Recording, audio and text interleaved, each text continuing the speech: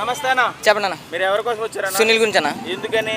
సునీల్ గారు 3 సార్లు చేశారు, ఓడిపోయి ఈసారి ఖచ్చితంగా గెలిచి మన కాకినాడకి 4 గ్రామాలు ఆల్రెడీ మా గ్రామానికి ₹1,00,00,000 చెప్పిన ఇస్తా అన్నారు. ఈసారి ఆయన గెలిపిస్తే ఈసారి కాకినాడ ఒక రేంజ్లో చూపిస్తారని చెప్పి అనుకుంటున్నాం అన్నమాట. అంటే మీకు ₹1,00,00,000 ఇస్తారని గెలిపిస్తారా, లేకపోతే 3 సార్లు ఓడిపోయారని గెలిపిస్తున్నారా? కాదన్న, ఓడిపోయి అన్నా సరే మళ్ళీ జనాలకి ఏదన్నా చేద్దామని చెప్పి పట్టుదలను చూసారు ఆయనకి. ఆ పట్టుదల గురించి ఈసారి ఆయన గెలిపించాలి మనం ఈసారి. అంటే ఆపోజిషన్ లో జనసేన నుంచి ఉదయ్ శ్రీనివాసరావు గారు వస్తున్నారు. అవునన్న. మరి ఏంటి ఆయన పరిస్థితి?